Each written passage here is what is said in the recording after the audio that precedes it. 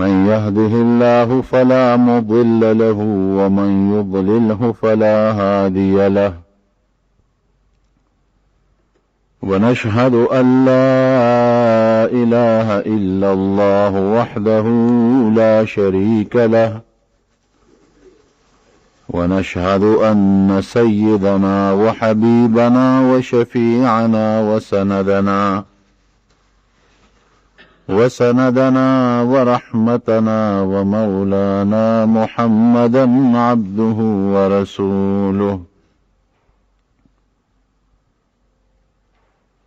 أما بعد فأعوذ بالله من الشيطان الرجيم. بسم الله الرحمن الرحيم. ألا إن أولياء الله لا خوف عليهم ولا هم يحزنون الذين آمنوا وكانوا يتقون.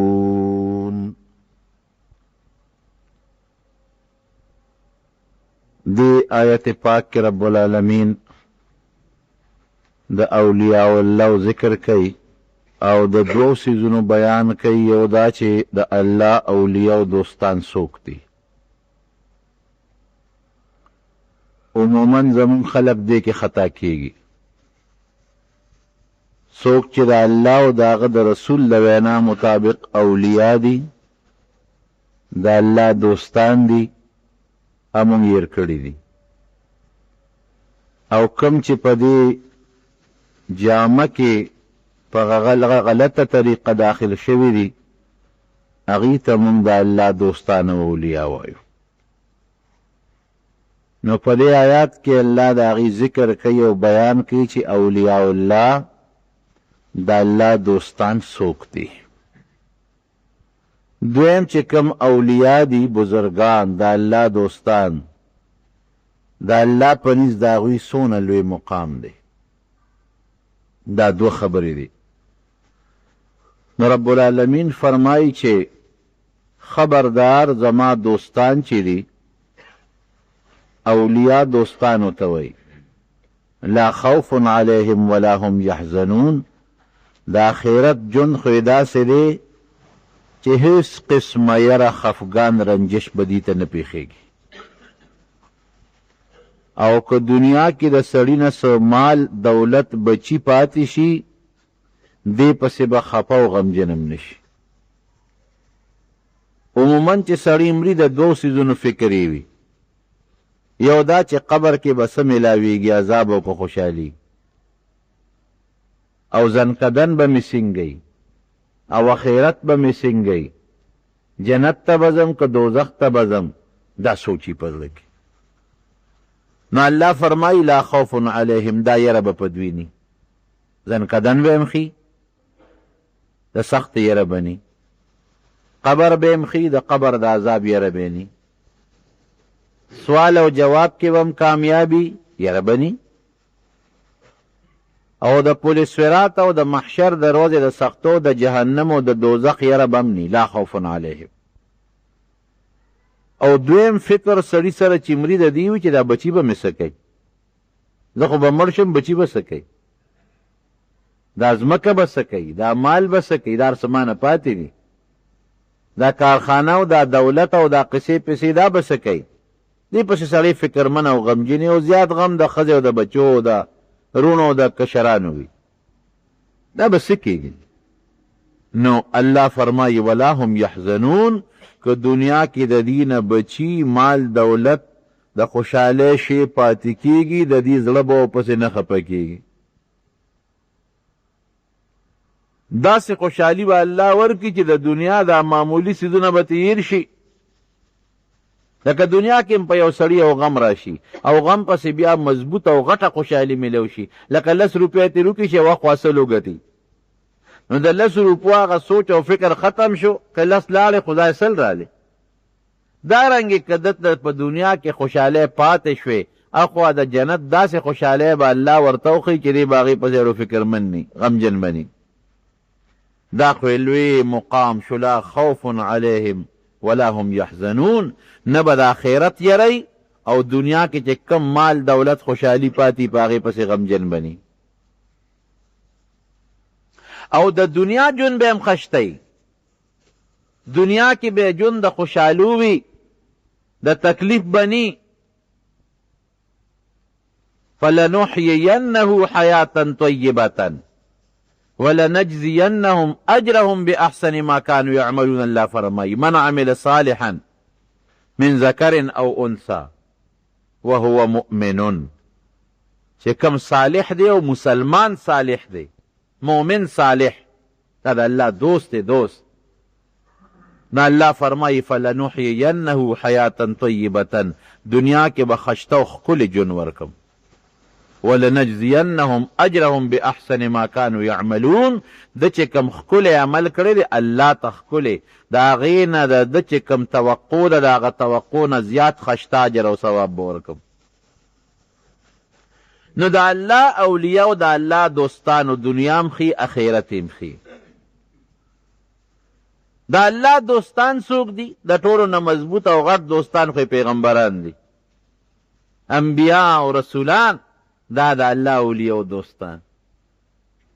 دویم نمبر بیا صحابه کرام، د پیغمبرانو ملګري، او خصوصا زمونږ د نبی کریم صلی الله علیه وسلم صحابه، چاته چې صحابه کرام بشي، حضرت ابوبکر صدیق او عمر فاروق او عثمان ذوالنورین او علی مرتضی او داسې نور صحابه کرام رضوان الله تعالی عنهم اجمعین. د دې ډېرې لویې مرتبې دي د الله په نس. قرآن شریف کې الله فرمایي رضی الله عنهم ورضوا عنه لقد رضي الله عن المؤمنین اذ یبایعونک تحت الشجرة. دارنګې په نورو آیاتونو کې الله د دوی ذکر کوي والذین معه اشداء علی الکفار رحماء بینهم تراهم ركعا سجدا يبتغون فضلا من الله ورضوانا سيماهم في وجوههم من اثر السجود ذلك مثلهم في التوراة ومثلهم في الانجيل. دا د پیغمبرانو د مرګر. دا عبدالله ابن مبارک نه ودل چاته پوسک لوی محدث او عالم او دا الله ولی بزرگ تیر شوی وی حضرت معاویه صاحب غوره دی که عمر ابن عبدالعزیز؟ معاویه صاحب صحابی دی د پیغمبر علیه السلام، او عمر ابن عبدالعزیز تابعی دی، او عمر ابن عبدالعزیز ډیر عادل بادشاہ تیر شوی دی، دومره انصافدار بادشاہ تیر شوی دی چې په مخ د ځمکه به داسې انصافدار بادشاہ یو که آخره زمانه کې حضرت مهدی راځي نو وي و باقي سوال نه پیدا کېږي. داسې انصافدارو.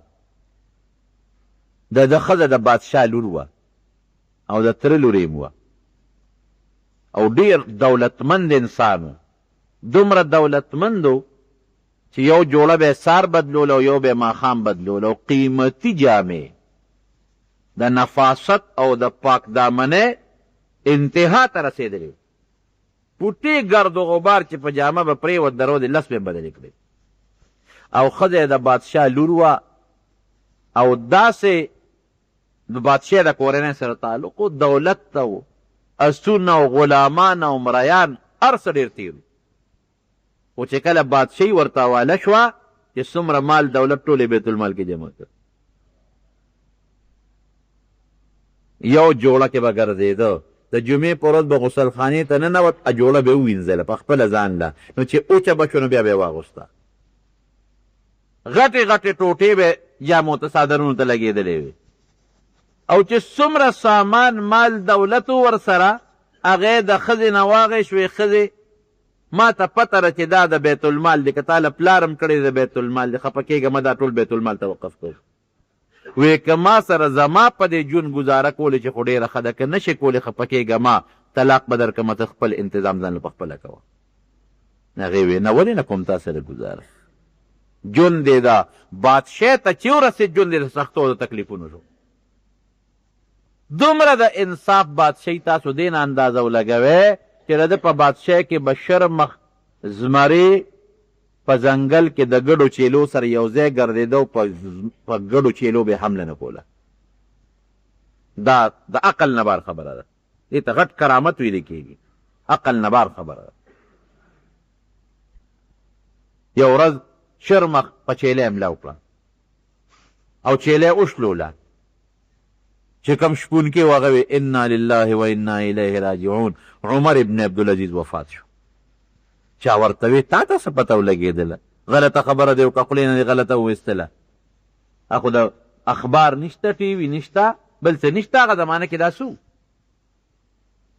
نا ورته وی چې تا ته څه پته ولګېده، خو په میاشتو په مزل تا نه بادشاه لرې دی.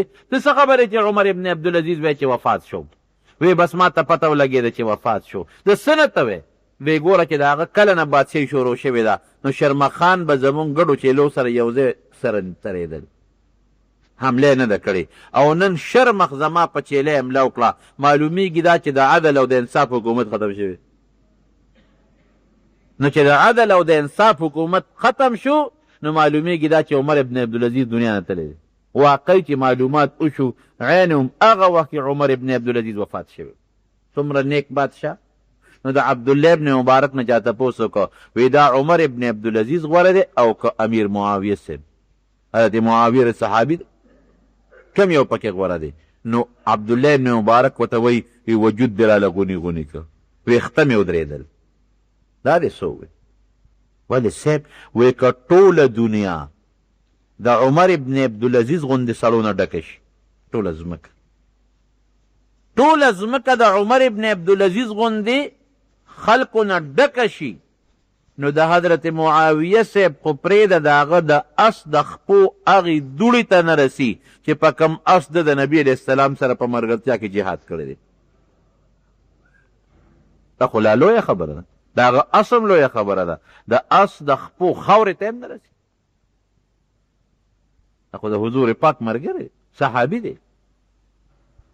اول نمبر اولیاء کرام صحابه دي. حضرت ابوبکر صدیق رضی الله عنه فرمایي، بخاري شریف کې حدیث چې چړل حضور پاک مبارک له میلمانه رالل، وی اواز یې وکړه چې ځان سره چا سره یو کس ډوډۍ وي دویم دې بولي، که چا سره دوه کس ډوډۍ وي دوه دې بولي، درې دې بولي. دا میلمانه کور بوځي. وی ما ځان سره دوه کسان بوتله. زوی یې دی هغه وایي چې بابا مې میلمانه ما ته حواله کړل چې دا کور ته بوځه. هغه زمانه کې دا 70 آیاتونه لانو نازل. او ابوبکر صدیق لاړه نبی علیه السلام سره، وی میلمنو ته مونږ ډوډۍ تیاره کړه، ورته م کېښوده. وی میلمنو وی چې د کور خاوند څه شو؟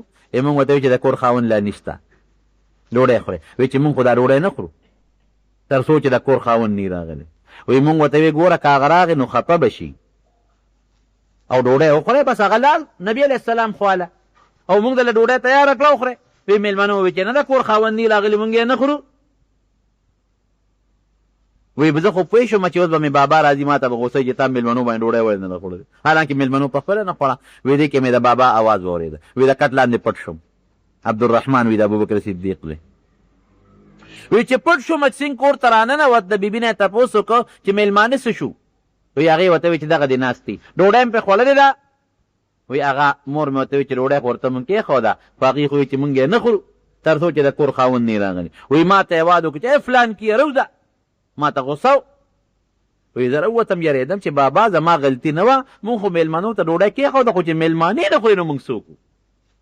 وی ابوبکر صدیق ډېر غوسه و چې دا ډوډۍ واقعي میلمه ته چې ډوډۍ کېده او نه خوري، دا بیا به ګرمې او بیا به اور بلې را خو څه ګیس خو نه دی هغه زمانه کې ګیزونه میزونه خو نو ګران کار. حضرت ابوبکر صدیق غوسه شو، تا ورته چې ډوډۍ کېښوده ډوډۍ ولې نه خوړه؟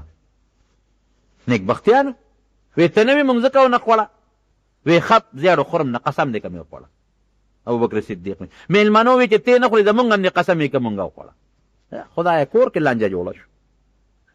لیکن ګوره نیکانو بندګانو ته که زمونږ د دې زمانې وځې چوکه ورته لاس کې ډوډۍ پرې لروله نه خورئ لا قسمونه خورئ ځای که نه دی نه هسه وایي وی ذاک من الشیطان. وی دا ما چې قسم وخوړو تا دا شیطاني اثر و. هله ښځې راوړه ډوډۍ. توبه ګوتې پکې ګنده کړې، دواړو میلمنو هم ګنده کړې، د میلمنو نیت هم روغ و. هغې وی چې ډوډۍ خو لږه ده، نه هسې نه مونږ یې وخورو د کوربه رانه اوږې پاتې نه شي، دې به راشي اوږې به پاتې شي. پرې چې کوربه نو په شریکه به وخورو لږه لږ ګزاره به وکړو. عبدالرحمن د ابوبکر صدیق رضی الله عنه زوی فرمایي چې ډوډۍ کې م شروع کړه، مونږ هم کېناستو، میلمه هم کېناسته، مور مې هم کېناسته، ډوډۍ خورو خلاصېږي نه. وی چې نوړی د بره نه اخلو لاندې نه اوچتېږي لکه د چینې د اوبو چې نوړی اخلو لاندې نه اوچتېږي. وی مونږ هم پې ټول ماړه شو چې خوا کې ګاونډیانو هغې له هم په کاسو کې ورکړه هغه هم پې ماړه شو. وی بیا نبی ابوبکر صدیق وی چې ای ښځې دا ډوډۍ زیاته نه شوه؟ وی زما د قسم په خدای وي چې یو نړۍ اوچته ولس زیاتېږي په سترګو راته ښکاري. وی سار وختي مغه ډوډۍ خوانچه راواغېسته او نبي علیه السلام له مو لېږله. دا برکت د نیکانو د لاس نه چې ښکاره شو کرامت ورته ویلې کېږي. یو دوه صحابه فرمایي د نبي علیه السلام نه مجلس نه روان شو، تیاره ده توره تیاره. وی چې توره تیاره دواړو سره کونټۍ وې، د یو د کونټۍ نه رڼا شروع شو. د کونټۍ لکه د بیټري په شان خلک ویل لکه کونټۍ کې بیټري ده. مې دا 1400 کاله مخکې د حضور پاک صحابو ته الله پیدا کړې ده.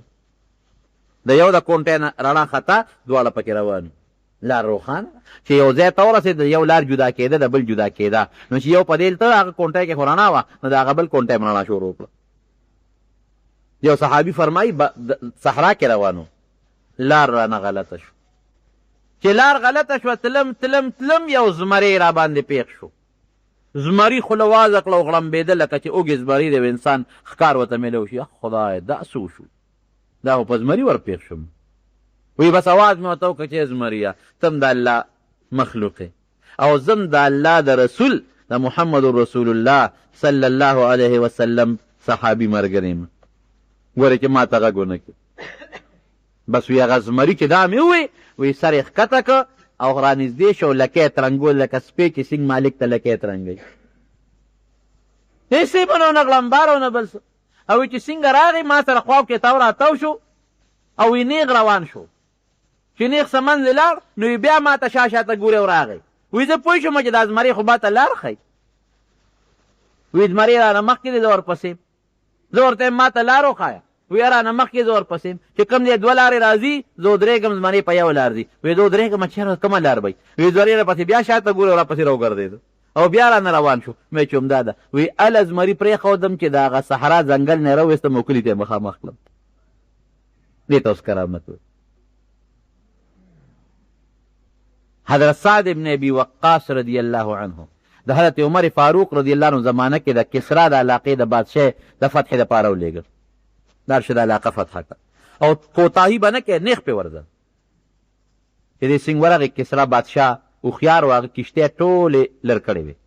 خو لوی دریاب دی پول پې نشته او کښتۍ هم چې دې لرې کړې نو خلک پسې به پورې وځي.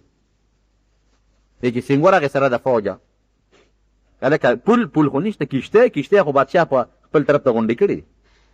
اوس به څه کوو؟ دا خو میلمانه دي دوی له به د کښتۍ انتظام د کوم ځای نه کېږي. کښتۍ خو ځان سره د مدینې شریفې نه شي راوړی بلا مزل دی. حضرت سعد ابن ابي وقاص ملګرو ته وي راځئ دننه مخکې کېږم چې به یې دریاب وردو. صاحب دا خو ورکوټې دریاب نه دی سمندر دریاب دی. دا هغې څه ده؟ دا څه کوې؟ وی نه د الله د رسول د خلیفه حکم دی. د رسول هم نه د هغه د خلیفه حکم دی چې ورځئ پې. وی زه دنه مخکې کېږم کې ډوب کړم مه راځئ او کې ډوب نه کړم ته راځئ راپسې. وی ای دریابه تم د الله او زم د الله د پیغمبر د رسول د خلیفه په حکم زم جهاد له دې دریاب د پاسه ما ته به لار برابرې. او چې څنګه پې اس ورخوشې که فوج ورپسې شو پورې غاړه لاړل او د خپلو اسونو هغه سمان هغه خپې هم په بولمدې نه شوې. دې ته کرامت وایي. کرامت دې ته نه وي چې ډوډۍ مه خوره. هلکه پلانکي ځای کې پیر صاحب دی ولې ډوډۍ نه خوري؟ خدای پاکه ډوډۍ خو نبي علیه السلام خوړلې د هغه نه غټ پیر خو بل څوک نو. ډوډۍ خو صحابه کرامو خوړلې د هغوی د خو لوی خلک بل څوک نو. پلانکي ځای کې د خدای ولی دی لوی زبرګ دی هلکه څه چل دی پکې چې دونه لوی زبرګ دی بربند ناست دی نه ګرمي کېږي او نه یخني کېږي. بشیر خو جامې اغوندي دا خو ګرمي هم کېږي او یخني هم کېږي. نه ګرمي کېږي او نه یخني کېږي جامې نه اغوندي. خدای ته وګوره چې کوم انسان بربند ناست یو عورت یې ښکاري دا ولي کېدی شي؟ ولې زموږ عقل کار نه کوي؟ عورت یې ښکاري که دې ناپویه دی خو لیونی شو که نه پوهېږي او که دې پوه دی او روغ دی او بیا هم عورت نه پټوي نو فاسق فاجر دی شریعت مخالف. نه جي نه خدای ته رسېدلی دی او جي د هغه هلکه مونځ نه جي مونځ ته ساجد دی خدای ته ورسېد خبره خلاص. دا د جنت سند ده د خدای د رسېدو سرټیفیکټ چا وله ورکړی؟ دا خو به الله رسول ورکوي. که یو بزرګ عبادت کو شیطان ورته آواز وکړ وی بس ته عبادت ته نور جت نشته، بس ته خدای ته ورسېږه. هغه کې سوچ وکړ چې نبی علیہ السلام ته الله فرمایي چې واعبد ربک حتی یأتیک الیقین، تر مرګ پورې د الله عبادت کوه. واعبد ربک حتی یأتیک الیقین، تر مرګ پورې د الله عبادت کوه. نو هغه ته خو چې د مرګ پورې کوه، او ما ته وی بس چې عبادت ته دا شیطان دی. وی شیطان پیژم در باندې شیطان او ته سوي وی غړولې مې خو د علم په زور رانه بچ شوې. وی بیا دې مراته را چالو کړه، وی د علم په زور در نیم بچ، د الله په فضل دنه بچ شوم. اوس ویم چې د علم په زور خو بیا مې قبر کې راځم، بیا مې رغلی. وی د علم په زور نه د الله په فضل دنه خلاص شوم. نو د الله ولی به څوک قرآن شریف وایي ښه الذین آمنوا، یو خدا چې ایمان برابري، عقیده برابري، الله یو مني، موجود مني، د ټولو کائناتو خالق مالک او د ټول مخلوق پیدا کوونکې فنا کوونکې مني. کوم ښکلي صفات چې په قرآن او په احادیثو کې د هغه ښکلي صفتونه د الله مني، د خشتو صفتونو مالک دا مني، قادر مطلق خالق حی قیوم، دا انور او دا سپومې راښکاره کوونکې او فنا کوونکې، انسان له ژوند ورکوونکې ختموونکې، انسان له مرض راوستونکې جوړوونکې، دا څوک دی د الله ذات، دا به مني قادر مطلق، د کائناتو اختیارمن، او د نبی کریم صلی الله علیه وسلم رسالت پیغمبري به مني. او دا به ایمانی چې په ټولو پیغمبرانو کې اخیری پیغمبر او د ټولو انبیاو سردار، او د الله ټول رسولان به مني، فرشتې د الله مخلوق ته به مني، کتابونه د الله دی هغه به مني، د آخرت ورځ به مني. ته نه آمنت بالله وملائکته وکتبه ورسله واليوم الآخر والقدر خیره وشره من الله تعالی والبعث بعد الموت، تقدیر به مني، خیر او شر ارث به مني، دا د الله را طرف نه دي، د آخرت ورځ به مني، پول صراط به مني، د قبر عذاب به مني، د هر څه به مني، فرایض به مني چې دا منځونه فرض دي زه به کوم، روژه فرض ده زه به نیسم، حج فرض دی زه به کوم، زکات فرض دی ورکوم به، ناروا او ګناهونه به مني چې دا د الله نافرماني ده، دې نه به ځان ساتم. وکانو یتقون، یو عقیده به برابري، او دویم وکانو یتقون، تقوا به پکې وي، دویم صفت ده. عقیده درست تر مدیداره ده، تقوا پکې نشته، پرهیزګاري پکې نشته. تقوا پرهیزګاري د تقوا درې مرتبې بیضاوي ذکر کړي، د کفر او د شرک نه به ځان ساتي، دویم د ګناهونو نه به ځان ساتي، دا دویمه مرتبه ده. او دریمه مرتبه هر هغه څیز چې د الله نه مشغولوي، الله ته د په منځ کې رکاوټ وي، د هغې نه به ځان ساتي. نو چې عقیده او ایمان یې برابر شو او تقوا او پرهیزګاري پکې پیدا شوه، الله وایي دا د الله ولي دی، دا زما ولي دی. زموږ پنجاب کې غټ غټ بیت دا د جنت دا واده جوړه کړې، په دې کې څوک نه نوت جنتي دي. مریدان به راشي، هغوی به ټوله په پټو کې کارونه کوي، ټول ورځ به خدمت کوي، د مانځه وخت شي هلکه مونځ کو، نه نه یاره پیرم کامل دی، پیر به مباسي، پیرم نبی علیہ السلام فرمایي اے فاطمه زما لور د الله نه ویرېږه، ګورې زه د الله نه نشم بچ کولی. اے صفیې د پیغمبر ترور الله نه ویرېږه، ګورې اے فاطمه د پیغمبر لور الله نه ویرېږه. نو حضور پاک مبارک ولې داسې وایي ورته وایي دا مونځ نه کوي، دی خیر د روژې دې نه نیسي. ما ته خپل پیر صاحب 15 روژې معاف کړي، ما ته خپل پیر صاحب 6 روژې معاف کړي، روژې معاف کوونکي څوک شته؟ ولې په غلطه مونږ روان. بس لنډ څیز درته وښیم، کم انسان چې مسلمان دی او کم انسان د شریعت او د سنتو پابند دی او نیک سړی، دا د الله ولي دی، نه د الله ولي بل نشته، د الله دوست شو کنه، په چا ټاپه خو نه لګېدلې مغور، بیا کرامت هم ښکاره کېږي. یو نیک انسانو دا کشف کله د بزرګانو ته کېږي، د دې هغه مرتبه راته ښیي.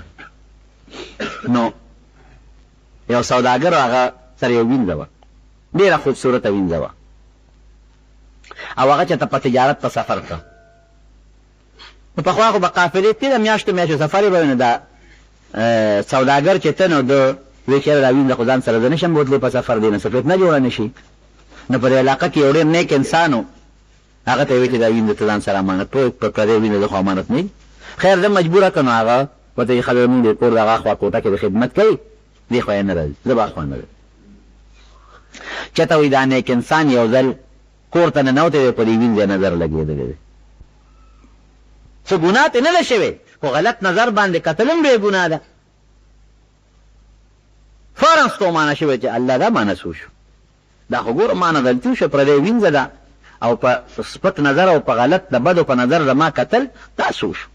نو دې لاړ خپل پیر صاحب له، نو چې صاحب دغسې مانې یو غلطي وشو او یو وینځه وه خشته وه، ما سره چې امانت یې ښودی او ما په بد نظر ورته وکتل. هغه د توبه و توبه خو مې ایستله، وایي ښه داسې نه کېږي، پلانکي ځای کې د ما یو پیر دی هغه لبس دی، مقصد دا و چې دې لږ وکړېږي چې بیا نه کوي. ابدله معافي د الله نه غواړي نو الله به دې معاف کوي. صاحب راته ښایه، وایي ښه پلانکي نوم دی، پلانکي محله کې اوسېږي، پلانکي کلي کې ورشه. دی لا چې لاړ هغه محلې را سړي تپوس وکړو، نو هغې ورته وایي چې مولانا صاحب ته چې کوم سړی غواړې نو هغه سړی دلته نشته.